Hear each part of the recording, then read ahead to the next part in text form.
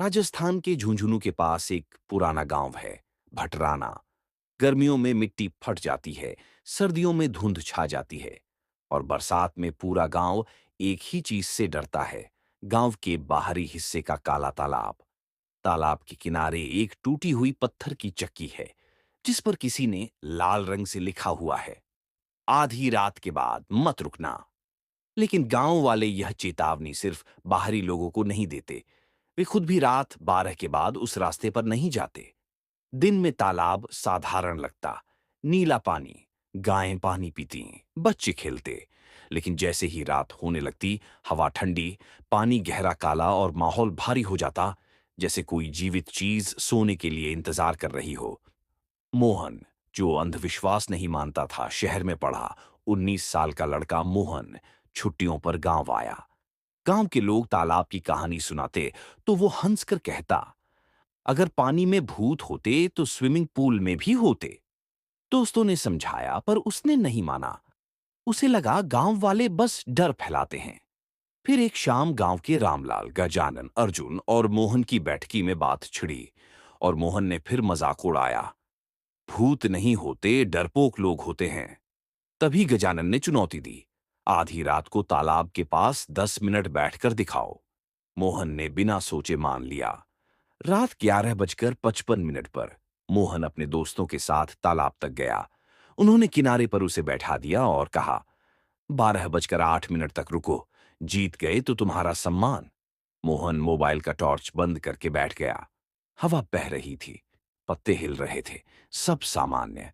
लेकिन 12:03 पर अचानक सब शांत हो गया, एकदम मृत शांति। मोहन के बाल खड़े हो गए। उसने सोचा, शायद हवा बंद हो गई, इसमें डरने जैसा क्या है। लेकिन 12:05 पर आवाज आई, एक धीमी सिसकती हुई रोने की आवाज। पहले दूर से, फिर धीरे धीरे और पास, और फिर सीधे पानी के बीच से। मोहन भी 5 पर आवाज आई, एक धीमी सिसकती हुई रोने की आवाज। पहले दूर से, फिर धीरे धीरे और पास, और फिर सीधे पानी के बीच से। मोहन ने टॉर्च ऑन किया और वो दृश्य जिसने उसकी धड़कन रोक दी। तालाब के बिल्कुल बीच में एक औरत उल्टी डूबी हुई थी, सिर पानी में, पैर बाहर। लेकिन वो हिल नहीं रही थी। ऐसा लग रहा था जैसे कोई उसे उसी स्थिति में पकड़कर रखा हुआ हो। मोहन चीख भी नहीं पाया, जैसे शरीर सुन्न हो गया। और तभी तालाब के किनारे उसके बिल्कुल पीछे से धीरे से बच्चे की आवाज आई, भैया, मुझे बाहर निकाल लो। मोहन ने पीछे मुड़ने की हिम्मत नहीं की, बस दौड़ पड़ा। भागना, लेकिन बचना नहीं। वो घर पहुंचा, दरवाजा तेजी से बंद किया और सीधा बिस्तर पर जा लेटा। सांस टूट रही थी, पूरा शरीर कांप रहा था। उसकी मां पानी लेने आई और चीख उठी, मोहन की पीठ पूरी तरह भीगी हुई क्यों है? मां ने लाइट जलाई तो सबकी रूह कांप गई। मोहन की पीठ पर 3 छोटे बच्चों के हाथों के निशान थे, जैसे तालाब के भीतर से किसी ने उसे पकड़कर छोड़ा हो। मोहन को होश में लाने के लिए उन्होंने पानी छींटा। मोहन बस इतना कह पाया, मैंने पीछे नहीं देखा, लेकिन बच्चे की आवाज, बहुत पा, बहुत पा। अगली सुबह गांव वालों ने तालाब में खोजबीन की। पानी छाना गया, कोई भी औरत, बच्चा, शव नहीं मिला। शाम को पुजारी बुलाए गए।